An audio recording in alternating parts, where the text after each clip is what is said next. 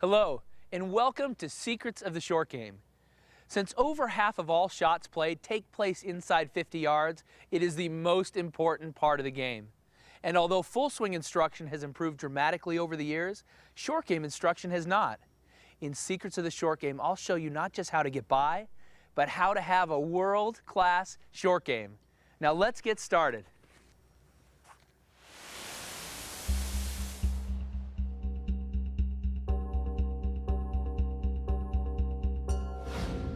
Let's just talk about general principles of putting so that we have an understanding.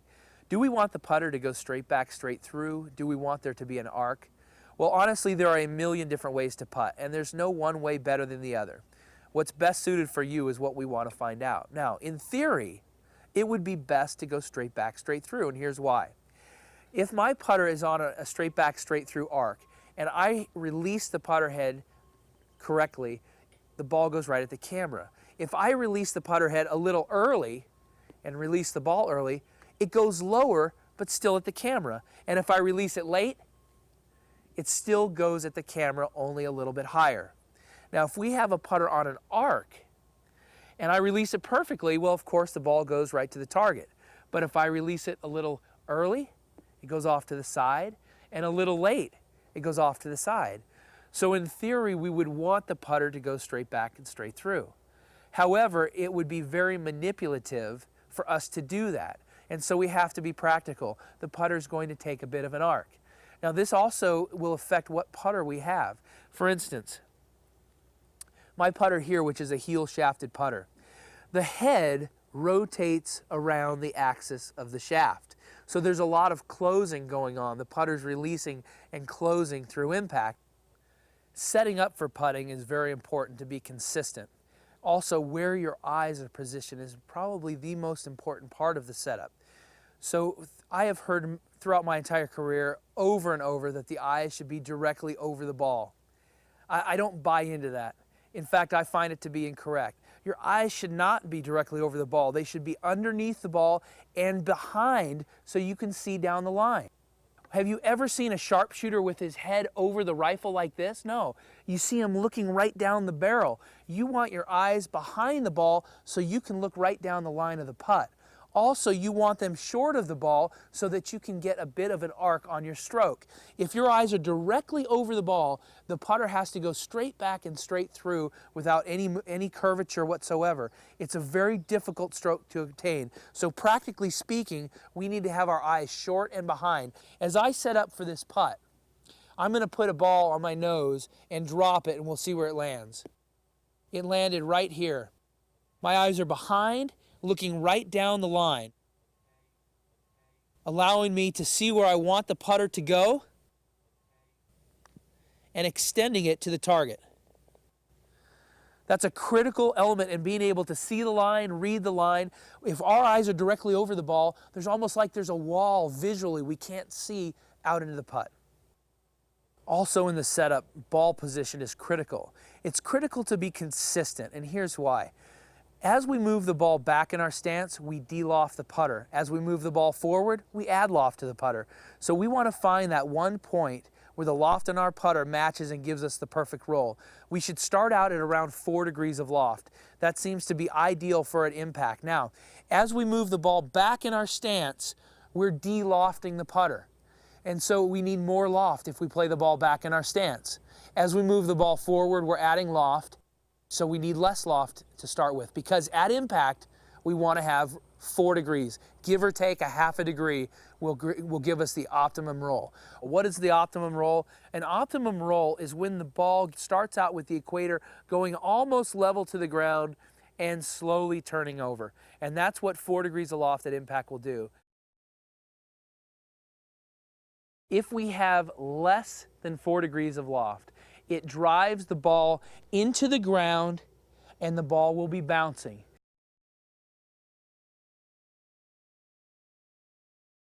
If we hit it with more than 4 degrees of loft, the ball comes up in the air with backspin and then hit the ground bouncing before it starts to roll.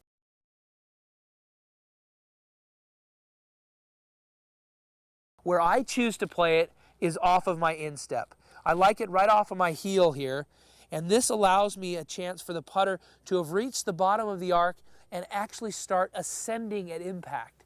It's already reached the bottom of the arc and it's slightly coming up, and the 4 degrees of loft gets the ball just out of its impression on the green and rolling properly to the hole.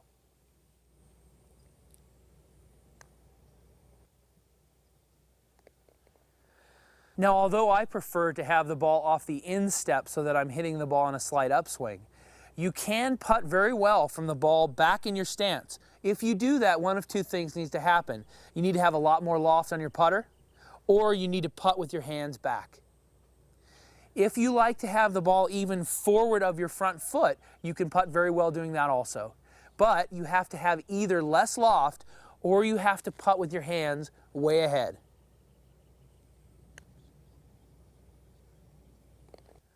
There's a lot of different ways to make putts.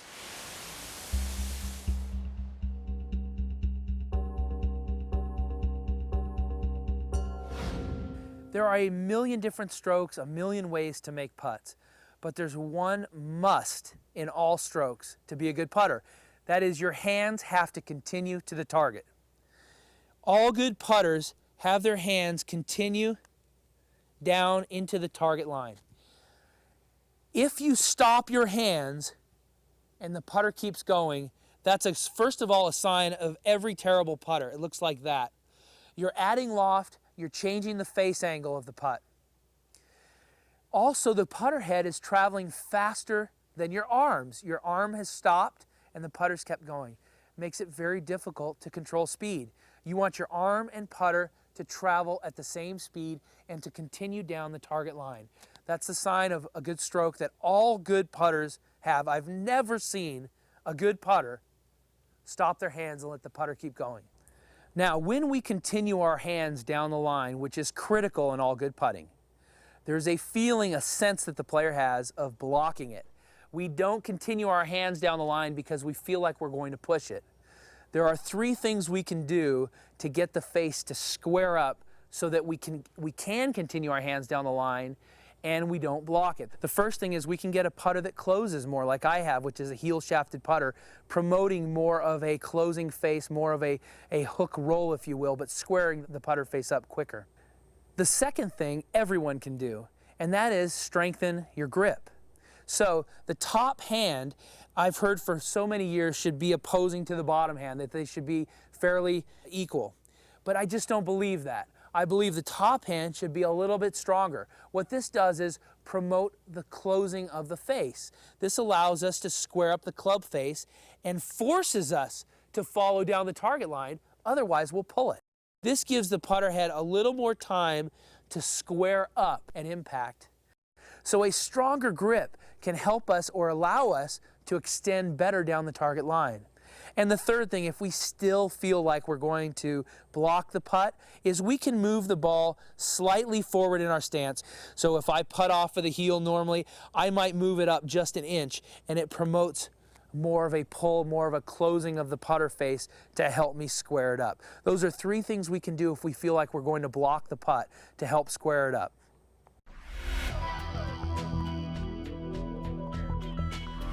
There's one must in all strokes to be a good putter. That is, your hands have to continue to the target. If you stop your hands and the putter keeps going, that's a sign of every terrible putter. It looks like that. You want your arm and putter to travel at the same speed and to continue down the target line.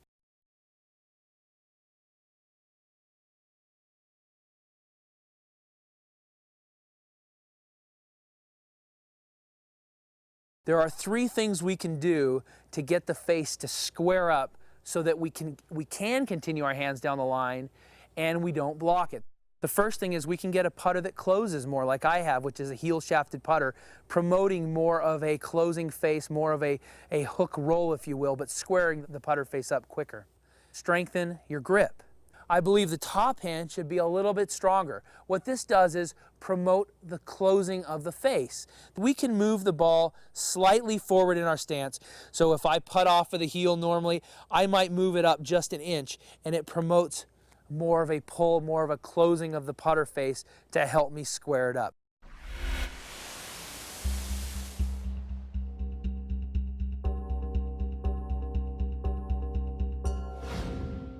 Another question is, should I forward press or shouldn't I? Well, a forward press can oftentimes get our hands so far ahead that we de-loft the putter, driving the ball on the ground. But a forward press is also good because it allows us to accomplish the one goal I said is important in putting, which is to continue our hands to the target. When our hands get behind the putter, it's harder to do that. When they're ahead, it's much easier. Therefore, a forward press does have its benefits. What we want to do is keep it minimal so that if I'm able to put the ball on my instep, I can put a slight forward press. Just that tiny movement there gives us the sensation we can keep our hands ahead, but not de-lofting the putter so much it changes the impact condition.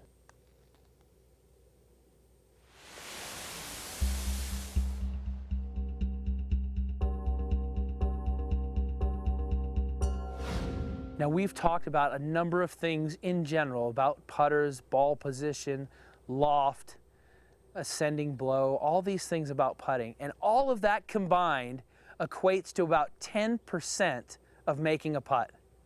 The other 90% has to do with face angle, has to do with where the putter face is aimed. That is the most important thing. In fact, I have played in almost 1,000 pro-ams in my career, and I have never seen one amateur aim close to being online. Nobody can aim the putter. We'll spend so much time later on in this instructional dealing with how to train your eyes, because face alignment is the most critical thing in putting, and it's exactly why so many different strokes are effective. All that matters is the alignment at impact. I can make the most beautiful stroke, and if my face is wide open, guess what? That's where the ball is going to go. It has nothing to do with the stroke. I can make the most beautiful stroke, and if the face is closed, guess what? That's where the ball is going to go. Where this is aimed is the single most critical element in making putts, which is why I have dedicated so much time to it in this instructional. Dave Pelz and I developed this device called the Putting Tutor, and this device is what has allowed me to work on my alignment. It's also helped with green reading and speed. But where it's really critical is alignment, because that's the biggest and best way for us to work on our putting. Now, what it does is it has a line down the middle of this triangle. As I put the face up against it, I know exactly where I'm aimed. I'm aimed right down this line. And so I take either a little laser or I get behind and I line it up and I put a tee up by the hole. Every time I put the face up against the edge of the tutor, I train my eyes to look at that tee. I train my body and shoulders and feet to aim at that tee so that I'm working on my alignment with my body, but most specifically with the putter face. Then I make a stroke. Now, I obviously pulled that putt to hit this marble. The only way to do that, since I know the face was properly aligned, was with my stroke. That's the fourth area that it helps. I have it on the pro setting. We have moved back a couple of holes so that it's a little bit wider and it's closer to impact. This will make it easier and less discouraging for those first starting out. But ultimately, your goal is to be able to use the pro setting and get every ball started online and through the marbles. If I make a good stroke, I should be able to get this ball through the tutor and into the hole if I have proper speed. Now, I can line up perfect. I can aim perfectly. I can start it on the correct line. And if I hit it too easy, I'm going to miss it low. But it's not because I misread it. It's not because I misaligned. And it's not because I made a bad stroke. I didn't get the right speed. That's an important area to identify. And also, I can have the perfect alignment, the perfect stroke to get the ball through. And if I hit it too hard, I'm going to miss it high. Now, both of those were read perfectly. Both of those putts started exactly on the perfect line, but neither one went in. It wasn't because of the stroke. It wasn't because of the alignment. It was because of speed. We have to identify what it is that's causing us to miss putts before we can solve it. And that's what this is all about. Training our eyes to line up properly, training ourselves to read the green properly, and training our touch to feel the proper speed.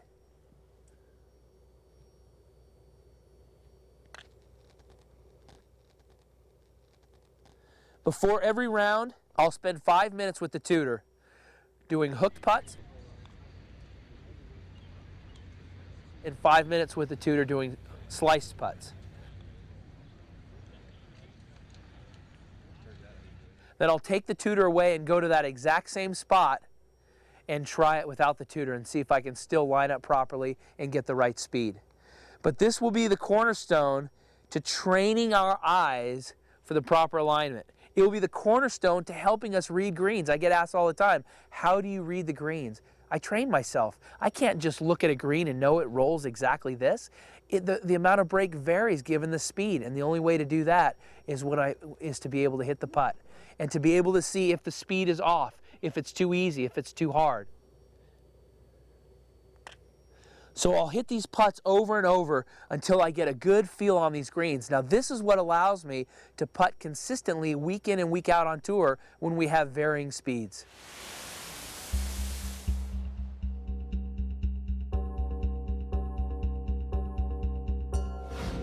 A few years ago I spent some time with Jackie Burke, and he shared with me this 3-foot circle drill that he did.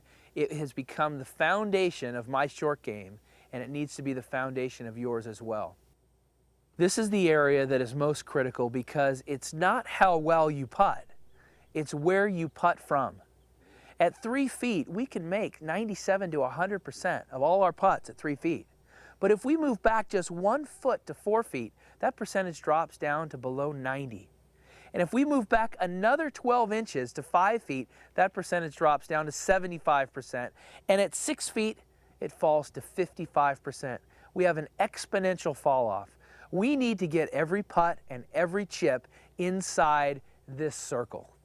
If we can do that, we will make a lot more putts and chips just because of pure physics.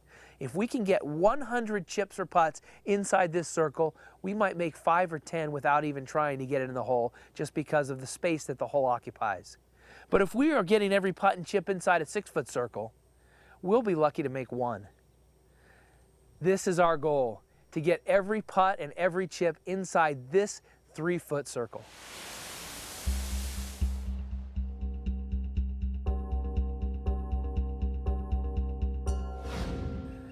This is the foundation of our entire short game, this 3-foot drill. From 50 yards, lag putting, every shot that we hit is trying to get inside this 3-foot circle. If that's our goal, we need to become infallible from 3 feet. So I do this 3-foot drill where I make 100 3-footers in a row. I do it 3 or 4 times a week while I'm competing especially. Now that's not necessarily the proper routine for everybody. Maybe it's to just get around the circle once if you're a high handicapper. But this is the foundation, and there's a few tricks to it I'd like to share with you. Now to make these 3-footers, the trick that Jackie Burt taught me is 25-75.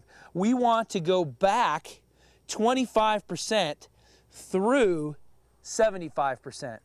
And that really helped me because when I was going so long, my face was moving. My face angle would move as I would ease into the ball. I want to hit this ball aggressively, but still have it die into the hole. Now, we have a tendency when we go short back to get a little handsy. We have to keep our grip pressure light to combat that. So I keep my grip pressure light. I go back 25 and go through 75. That's the basis for the technique. But as I'm doing this drill, I'm letting the number get in my head, and I'm creating a rhythm with it. 1. I try to keep the steps the same. 2. 25-75. 3. 4. 5. After 5, I take the balls out of the hole because the hole starts to fill up. I try not to step in the line because that can make a big difference too. Your goal may not be to make 100 in a row, but it might be 10, to get 10 in a row. It might be 50 depending on your skill level. But this is the foundation of our short game. Getting back in the rhythm, 6. Moving over, stepping the same way, 7. I also see how the breaks are starting to go from a hook break to a slice break. 8, 9, and 10. By getting this rhythm down, when I'm on the golf course and I have a pressure putt, I will step to the side and create the same rhythm that this drill, this foundation has given me. The numbers might change. 56, 57, 58. I'll even step over here to a blank ball just to keep that rhythm in my head.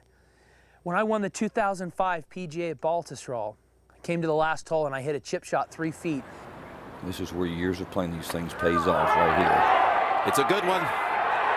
It's a great one. And my arms went up because it was inside this circle. I knew I was going to make it. And as I was putting, I went to the side before the putt. 87, stepped in, 88. That's all that was in my head, was those numbers. He's the champion. And Phil's fanatics rejoice.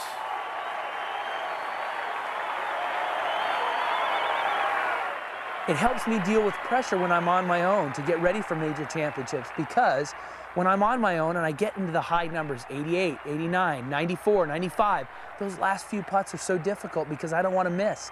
I don't want to start back over at 1. So it gives me a goal and an opportunity to practice pressure when I'm out on my own. I just wanted to show you how to set up the 3-foot drill. I take a 7-iron. I'm trying to extend my 3-foot circle out. You can take a sand wedge. Start with probably a sand wedge would be the best club so that you're exactly at 36 inches. But I lay the club down and I just pop a tee in the end. I reach over, lay it down, pop a tee in, reach over, and pop a tee in. So when you get done putting all 10 tees down, then go around and put the golf balls just on the side of the tee.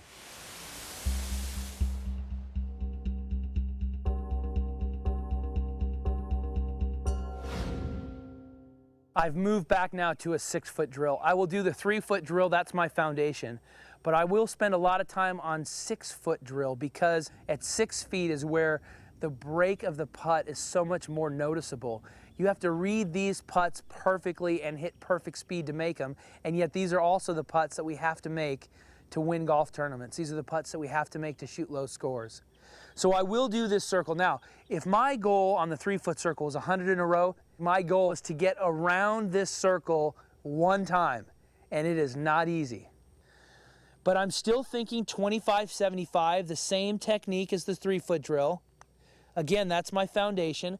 I try to start at a straight putt because as I do that and go around the circle, I'm able to see the difference in a hook putt, in a slice putt, and it helps me read the greens out on the course. Already I missed one. It's not the easiest to pick up the read. In fact, this you can really see how much it breaks. So I'm playing that 6 inches outside the edge on these 6-foot putts.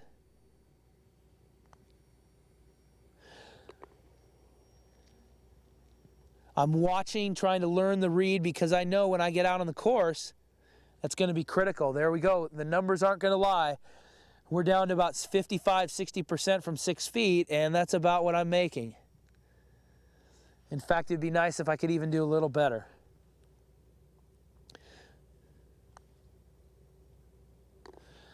So I'm following the read. I'm not getting discouraged because I know that I'm going to spend a little more time on this and improve it before I go play.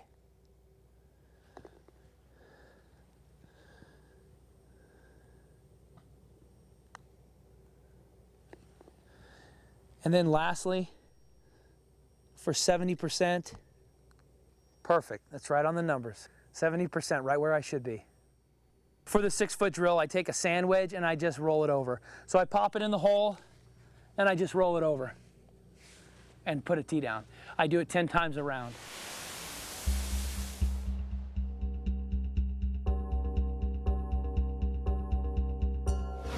I have never met an amateur who reads enough break in their putts. In fact, I've only played with a couple of tour pros who read the proper amount of break. Dave Pelz did a study that high handicappers on putts over 20 feet underread their putts 100% of the time. You've got to be kidding me. So what I've done is I've set up a device here that will show you what is actually happening. I asked a scratch player to read this putt for me before we started. He said 2 cups out, thinking he was being generous on his break. So I set up the string about 8.5 inches out, just like 2 cups. Now, for me to make this putt, if I start at 8.5 inches out, I miss it low every time. I have to aim 2 feet out. But what people are seeing is important. What they're seeing is 8 inches of break, and then they have to pull or push their ball above the correct line. So this will give you a good idea visually of what's happening. If this is the line people are seeing, they're moving it above that line to give it any chance of going in the hole. And then they look at it and say, oh, see, it breaks 8 inches. No, it doesn't. And then they come out here and they say the apex is about here. The apex is about there. What are you talking about? The apex is impact. The ball is going low right off the face. Let me show you what's actually happening. I'm going to more than double his break to almost 2 feet. This way you'll see the ball start down the string. And you'll see how the ball is going low of the string the entire time. That's what's happening. Let's train ourselves to do it properly so we're reading exact amount of break so that every putt truly is a straight putt. If we do that, we don't have to push or pull our putts and compensate for our misalignment or our misreading. We have to train our eyes. We'll use this device to make sure where we're starting the ball is where we think we're starting it. It'll help us aim. Then on the golf course, we will have trained our eyes so when we look up, we know exactly where we're aimed and we're going to start making more putts.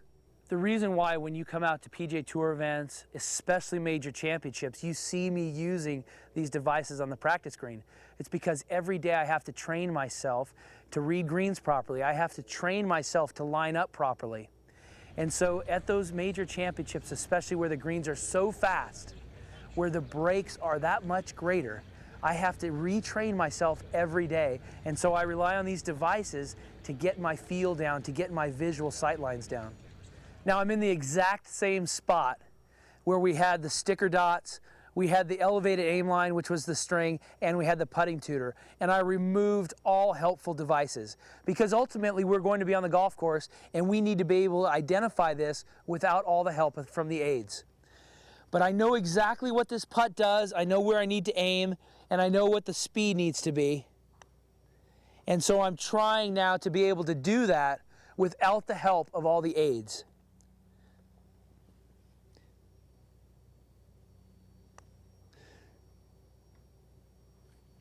Now, I have to identify, did I miss that putt because I played too much break? Or did I miss it because I hit it too hard? And obviously I hit it too hard. So I'm going to try to do the same putt with a little bit softer speed and see if I can get it to go back in the hole. There we go. So it goes back to identifying what is truly the problem. But without all the aids, we are now ready to practice putts without the aids now that we know exactly what is going on. Where we have to aim, we've trained our eyes to aim properly, we've trained our body to line up properly, we've trained the face to be aimed there, we've read the green properly. Now we just have to have the right feel, the right touch to get the right speed for it to go in.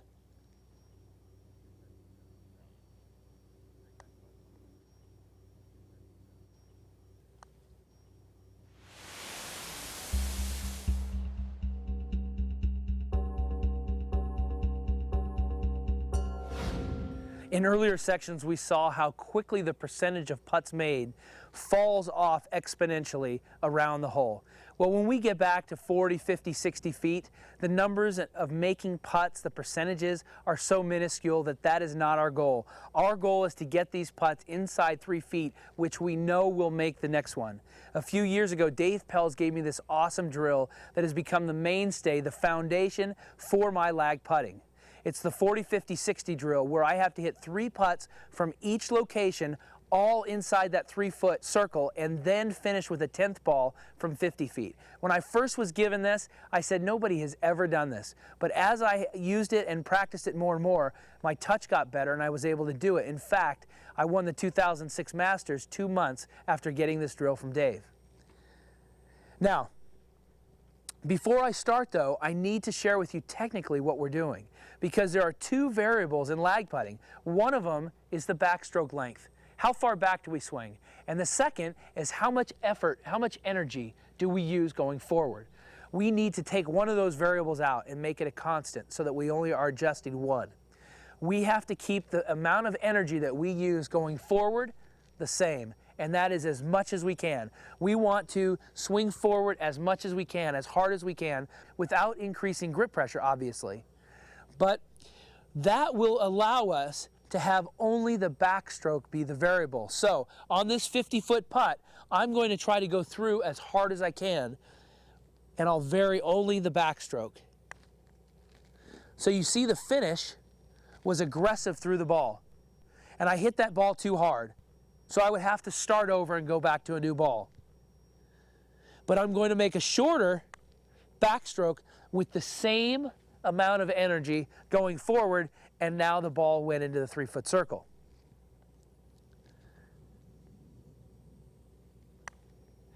Now what this is doing is building a reference for the golf course.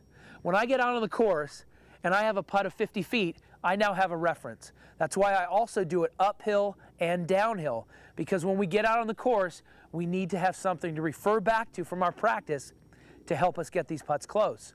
So let's say I got all 3 of them in, the second 2 went in. In fact, one of them got in the hole. Then I move up to 40 feet. The energy level going forward is the same, just as hard as I possibly can, but I shorten the backstroke. Now, I'm not trying to make this, I'm trying to just get it to creep into that 3-foot circle, and it got just past those tees. I put those tees there as a visual reference for me to know if the ball got into the circle.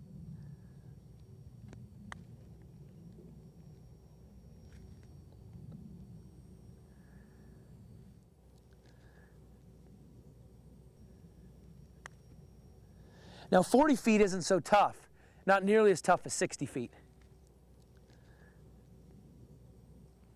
So I'll move all the way back here now.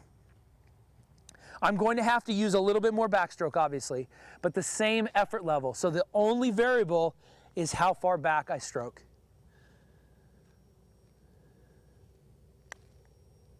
It's important to know that downhill putts are 3-putted 3 times more often than uphill putts. So let's spend a little bit more time refining our feel and our touch on the lag drill downhill. Now again, this is building a reference for me when I get out on the golf course. I now have a feel of what a 60-foot stroke feels like. And by eliminating one of the variables, which is how hard should I go through the ball, and making it a constant, all I have to do is adjust the backstroke. And because those got in, I would just finish up here now on the 50-footer. I would drop the 10th ball. And that would also be another way where I work on pressure, because this would be my last putt. I would want desperately to get this one in so I didn't have to start all over again. So what I'm doing now is I'm taking practice strokes using that 50-foot reference that I had earlier. Obviously, I'm going through as hard as I can, using the same speed, the same constant speed going through. But I'm trying to find now at what point was that backstroke that I found that allowed me to get these 50-foot putts close.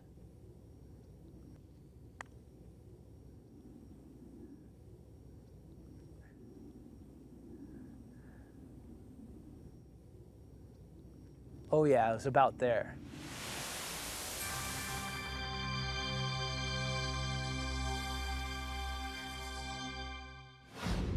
In putting, I've mentioned how there are many, many different ways to putt effectively, many different strokes that can get the ball in the hole. In chipping, that's not the case. In chipping, there is only one effective way to chip.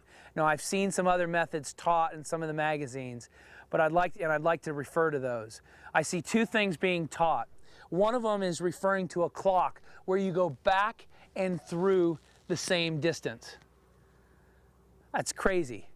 you take the club back so far that you have all this stored energy, and the only way to hit the ball close to the hole is to ease into it. You cannot hit chips well that way. You have to be aggressive into the ball, aggressive impact condition to be effective and consistent chipping. And when you take the club so far back, you simply have too much energy to do any of that well. The other method I hear is to lock your wrists. What? Lock your wrists?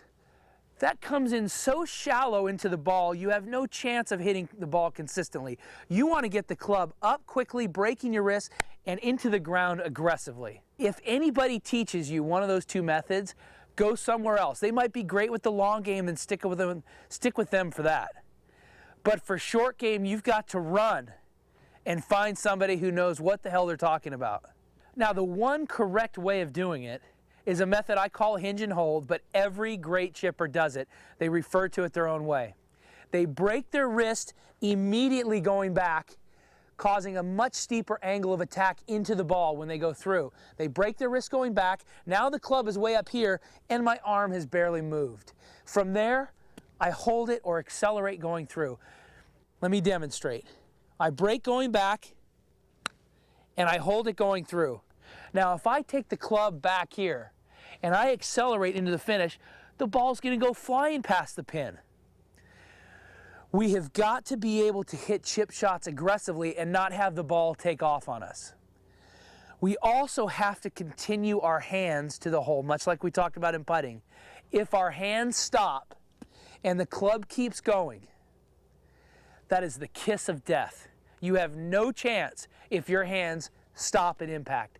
A couple things happen. The leading edge starts coming up off the ground. That increases bounce, raising the leading edge even more, and you're going to blade it. Or you're going to hit way fat because the bottom of the arc now is about 8 inches behind the ball. We have to keep the leading edge and the bounce the same as long as we can through the impact condition. So, to hinge and hold, what I do is I just break the wrist and I hold it going through. Now when I say I hold it, what I'm doing is accelerating my hand. I'm not holding on to the club. I'm just keeping my hand moving to the target. Now if you notice, my arm and club are going to form a straight line into the finish. I'll show you again. Now look here. We have the arm and the club in a straight line. That means at no point did the club travel faster than the arm. We want that with the driver because we're trying to create distance, but here we're trying to control distance. We're trying to hit at the specific distance to the target. And the best way to do that is to have the arms and club working at the same speed. This also will allow us to be aggressive into the ball and not have it shoot off the club face. So we break our wrists and accelerate into the finish. And one more time, we're going to break our wrist and accelerate into the finish. Now, all three of those balls stayed inside the 3-foot circle. And one of the things that Dave Pelz and I really worked on is this basic easy chip shot, because this is the most critical element of our short game. Not the lob shot and the flop shot and all those fun shots, which we'll get into. But getting this shot inside our 3-foot circle that we've spent so much time on now with our putter, that's our goal. And so working on this basic chip shot, refining the technique, is critical to creating a foundation for us on the golf course. Now, as we get into the specifics of the hinge and hold, I want to talk briefly about the wedge. I use a 60-degree wedge for this shot, and it can have a number of different bounces. 6 to 9, 10 degrees of bounce is fine, any of those. And all the wedges out are terrific now. There is one little thing that I do with my wedge, and that is I like to have a deeper sole. This is the wedge I use. This narrow little sole with very little bounce here, what that does is when I open it up, I'm not hitting anything on the back. I'm not adding bounce. I like this for these shots, for the lob shot. I like it for the bunker shot. I need this little extra bounce that this wider sole provides. That's the only thing that I would say to look for when you're getting a wedge. Otherwise, the amount of bounce, it really is not going to affect it too much. Now, the one correct way of doing it is a method I call hinge and hold, but every great chipper does it. They refer to it their own way. They break their wrist immediately going back, causing a much steeper angle of attack into the ball when they go through. They break their wrist going back. Now the club is way up here and my arm has barely moved. From there, I hold it or accelerate going through. Let me demonstrate. I break going back and I hold it going through.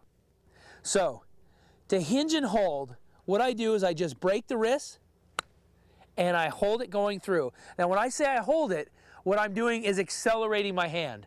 I'm not holding on to the club. I'm just keeping my hand moving to the target. Now if you notice, my arm and club are going to form a straight line into the finish.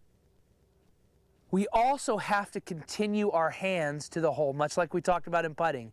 If our hands stop and the club keeps going, that is the kiss of death. And so working on this basic chip shot, refining the technique, is critical to creating a foundation for us on the golf course.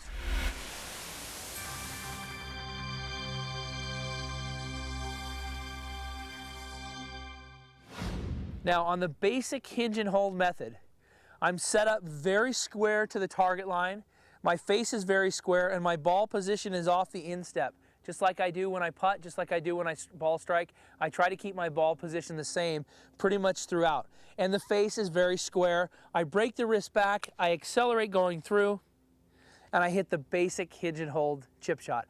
But sometimes we need to get the ball stopped a little quicker, and there are 3 things we can do to bring the ball in softer into the green. The first is pretty obvious, we just open up the face. And when we open up the face, we're adding loft. So I set up square and I open the face, and I open it a decent amount, not just a fraction, I lay it open. Now, there are 2 things that are going to happen if I don't make 2 adjustments, the ball will shoot to the side. One of them is I have to adjust my body until the face is aimed to the target. But the second is I then have to re-grip it. If I set up square and just turn my hands till the face is open, my hands are going to go right back to the original position. So we have to open the face. I have to adjust my body until the face is aimed to the target and then re-grip it.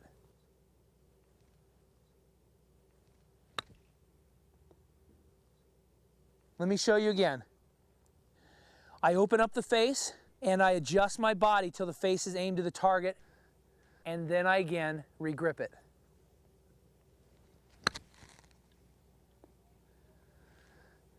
Now the second thing we can do to get the ball to come in softer is to come in steeper into the ball. This creates more of a friction and takes some of the forward propulsion off of the shot.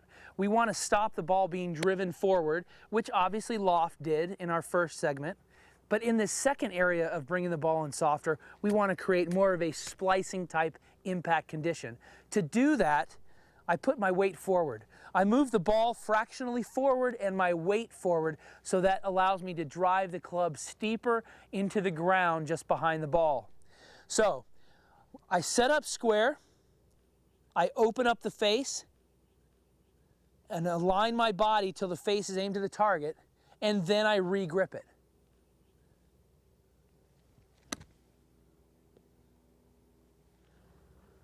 And now I'm able to get the ball up even higher, softer, and get it to stop quicker. Let me show you again. What I'm doing is coming in steeper to the ball. To do that, my weight has to be forward. The ball has to be slightly forward. So I go from the original position of a basic chip shot to opening the face. I then adjust my body so the face is down the target line. My weight and ball position are forward, and I just hinge and hold right through the shot.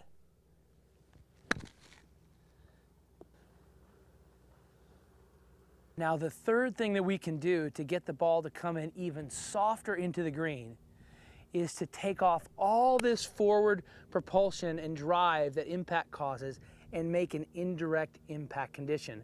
So we hit it fat like a bunker shot.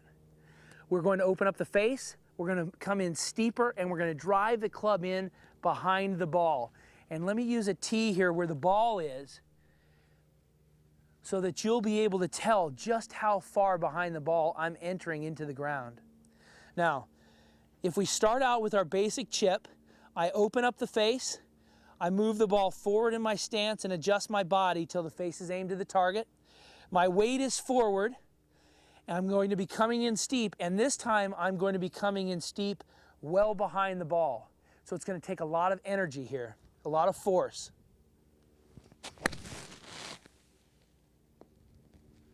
And I'm able to hit the high lob. But if you look, you can see that I entered the ground 3 or 4 inches behind the ball.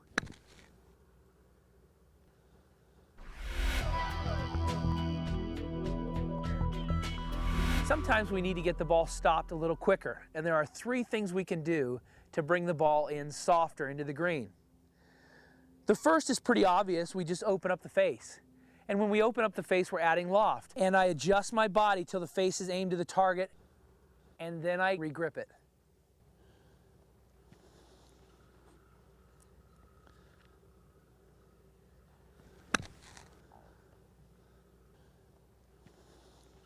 In this second area of bringing the ball in softer, we want to create more of a splicing type impact condition. To do that, I put my weight forward. I move the ball fractionally forward and my weight forward, so that allows me to drive the club steeper into the ground just behind the ball. I go from the original position of a basic chip shot to opening the face. I then adjust my body so the face is down the target line. My weight and ball position are forward, and I just hinge and hold right through the shot.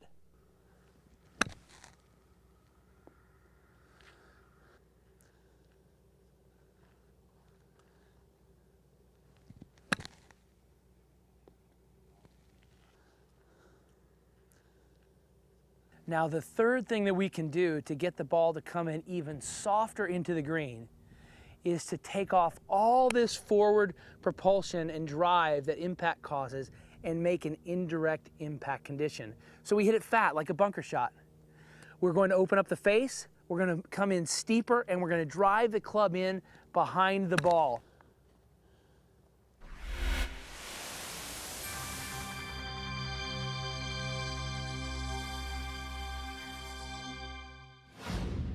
When you're working on the hinge and hold method and when you're working on the lob shot, there are 3 things that could go wrong.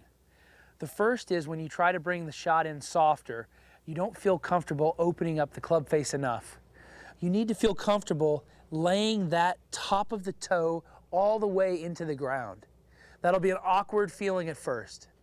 The other thing is, I see people when they try it, try to cut across like it's hitting a cut shot. If you do that with the face wide open, you're leading with the hosel. What's going to happen? You're going to shank it. So we can't cut across the shot. We actually have to swing out down the target line. That's why we open our body. We're able to swing to the target with that open face. If we were closed, we'd have to pull across it to get that open face to go online. Otherwise, it would just shoot off into a push. So it's critical that we open up our body so that we can swing and extend to the target line. We cannot cut across it, or like I showed you, we'll shank it. The other thing that I see people do is blade it. When they blade it, what happens is their hands stop. And either they hit it fat, or more often than not, what happens is the leading edge comes up off the ground, causing the blade. We have to keep our hands ahead of the club head, moving forward. So if you're blading it, make sure that your hands are ahead of the club and you continue to accelerate forward. If you're having a problem with the lob shot or the hinge and hold, it's probably one of those 3 things.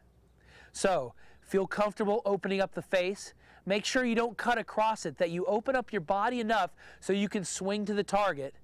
And if you're catching it a little thin, make sure your hands stay ahead of the club all the way up into the finish.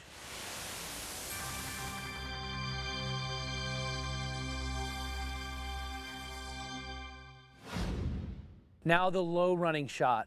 We've talked about how to get the ball to come in softer when we need to around tight pins. But we also have times where we have plenty of green to work with and we want the ball to run and release. There are 2 ways to do this. The simplest, the easiest way is to use that same hinge and hold method we just learned, but to change clubs. So I've taken my 9-iron. I'm going to go to a pin that's about 60 feet away. I'm going to do the same hinge and hold method. It's going to be a shorter swing because the ball obviously is going to come off the face faster since I have less loft, and it's going to be releasing. But I'm going to break the wrist early, and I'm going to accelerate, and notice where my hands are going to finish. They're not going to stop at the ball. So it's the same hinge and hold, break the wrist, and follow through.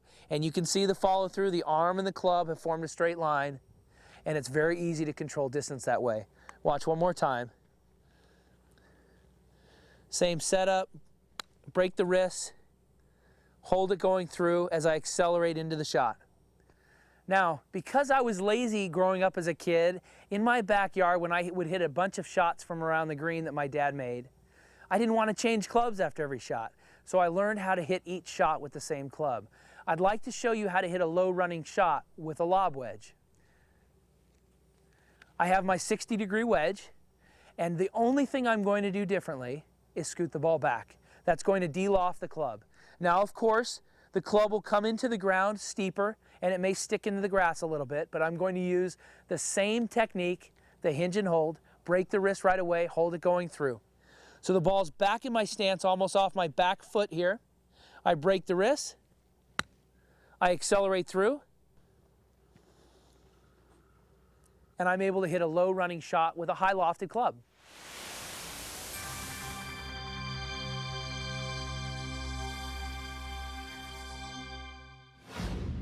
I love chipping.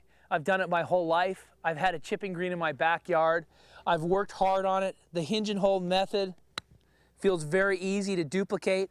I love hitting shots, but sometimes chip shots around the green are not the best play. In fact, it wasn't until I gave up my ego and love for chipping at the Masters that I finally won. 2004 was the first year that I started putting from off the green. The grass around the green was so tight, I couldn't get my lob wedge underneath the ball effectively. And so I learned and practiced putting from off the green. Now, there's really not much difference technique-wise when you putt from off the green. You may want to have the ball a little further in your stance to give it a little more loft, but not necessary. What's critical is that you don't look at the green. You've got to read the fairway. And so many times people look at the green and they feel as though it's going to be fast and they leave it short. They never give it enough effort. So what I try to do is read the fairway. I try to read the speed of it, which is why I always hit a few putts before I go play from off the green. I try to read the break, and I try to get a good feel for it. But really, nothing is different. I keep the same ball position. I just try to look only at the fairway, not the green, which is going to be drastically quicker than the fairway.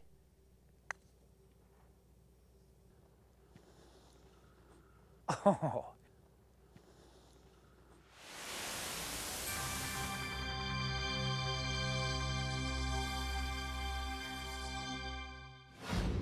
So we're in pretty thick rough here, and I want to show you the principles of hitting the shot out of rough, because so many times I've had players say, I'm pretty good around the green, but I really struggle out of the rough. If that's the case, they're probably not doing the correct technique, because if they were doing the hinge and hold method, they would find that that method, along with the lob shot principles, will get the ball out of the rough just fine. We're here in thick rough. The club will get buried up by the grass. You can see the ball is sitting down. Now, we cannot rely on spin to get the ball stopped, because we have so much grass between the club and the ball. The only thing we can use is trajectory. So what we want to do is very similar to the lob shot using the hinge and hold technique. We're going to hinge and hold throughout this shot, but we're going to come in heavy just like a lob shot, and when the ball is sitting down in the rough, we're assessing our lie and we're putting our weight forward. We're driving the club in behind the ball and letting the ball just pop up high and land ever so soft. When we have the ball sitting higher up, that's when we'll level out our weight. So very similar to the lob shot, we open up the face, our weight is forward, and we just plop down right behind the ball, and we get it to pop up ever so softly and release down to the hole. Now obviously it won't be as good as a shot from the fairway, but we can use trajectory to get the ball stopped. Using those same principles, if the ball somehow sits up in the rough like this, we cannot use that method of driving the club into the ground. We'll go right underneath it. So again, using the same type of flop shot, lob shot principles, we level out our weight so that the bottom of the arc is shallow around the ball. We open up the face slightly, but we don't lay it flat like we did for the previous shot where the ball's sitting down. So we open it up, but just not as much, and then we just use the same swing. And I'm able to get the ball up high and soft and control it somewhat. So not always when we're in the rough are we trying to get the ball to land softly. A lot of times we can be in the rough and the pin can be in back and we need the ball to release. So when we do that, we still are not going to be able to catch the ball solidly. We have grass in between the club and the ball. So what we do here is the same technique of falling in behind the ball, letting the club just fall right in behind the ball, but we scoot the ball back in our stance and square up the club face. This is going to give it less loft and force the ball out lower out of the rough and with more release.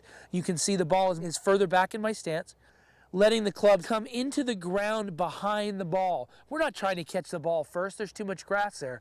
So we're playing like a little mini flop shot, even though the face is square, and we're trying to get it to release.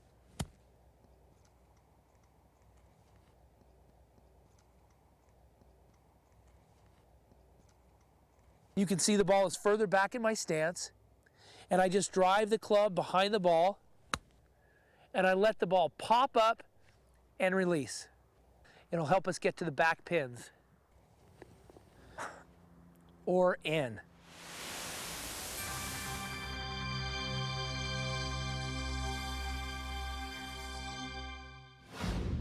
So you've learned the basic chip shot, the hinge and hold method, and we've done it to a close pin, but it also applies to many other distances from 50 yards in. As we move the pin back and make it a 20-yard shot, I want you to see that it's exactly the same. I set up the same, square to the hole, club face is square, I break the wrist going back, and I accelerate into the finish. You can see the club and the arm still form a straight line. Now, if I want the ball to come in softer, it's the same thing we talked about. I can just open up the face using the same technique. So I set up, square, I open up the face a little bit, I then readjust my body till the face is aimed at the target, and I re-grip the club. Same motion. Hinge and hold. And as I accelerate into the finish, you can see the club and the arm form a straight line. Now as I get to 40, 50-yard shots, it'll come up here and it might break slightly. That's not important. What's important is through impact, the club and arm are traveling at the same speed. The leading edge and the bounce are remaining constant for a long period of time.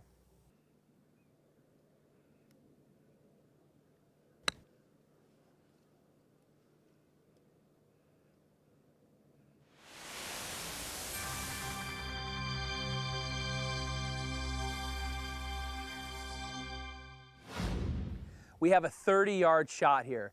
This is where we start to lose our confidence, but we shouldn't. It's just an extension of the hinge and hold, a slightly larger chip. Now, we've already removed one of the variables, just like lag putting. Lag putting, we have backstroke and through, and we keep the through stroke constant as firm as we can. We're using those same principles for this longer chip. We're going to just make a further backstroke using the same acceleration. We don't want to get into this 9 o'clock, 3 o'clock where we have to take the club back so far and ease into it. We're using the hinge and hold method. We're breaking our wrist and accelerating it into the finish. Only our backswing is a little longer than a chip, but a heck of a lot shorter than a full swing. This way I'm able to go into the ball aggressively. I'm going to hit a little chip shot first. I want you to see how similar they are. I break my wrist and I accelerate going through. Everything is the same. I'm going to do the same exact thing. As I accelerated through, my hands and club formed a straight line. This is going to be no different. I'm going to make a further backswing and accelerate into the finish. And you can see the arm and the club are in a straight line. This allows me to go aggressively into the golf ball and not have it shoot off my face. I'm able to control the distance. That's what we're after. We need to be able to get these shots inside our 3-foot circle. This is where we're going to score. This is where we're going to win our championships. It could be a NASA or the club championship, or it could be the Masters. This is where it matters. Now we're at 50 yards. This shot feels so uncomfortable for so many, but once you have the foundation of the hinge and hold method, this shot is just an extension of a chip. We're not doing that much different other than just elongating the chip shot. We're going to break our wrists early. We're going to accelerate into our finish. This isn't even close to a regular swing. We're not taking the club way back and easing into the ball to hit this shot. Heavens no. What's critical about this is the same thing that's critical about chipping and about the 30-yard shot. We need the leading edge. We need the bounce to go through the ground the same for as long a period of time. That's where the hinge and hold method comes into play.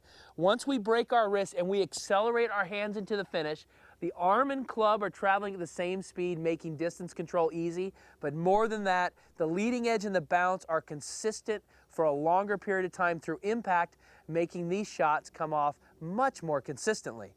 So I'm going to hit a 30-yard shot where I break my wrist and accelerate through. And you're going to see how a 50-yard shot isn't much different from that one. All I do, similar to our lag putting, where in lag putting we took away one of the two variables.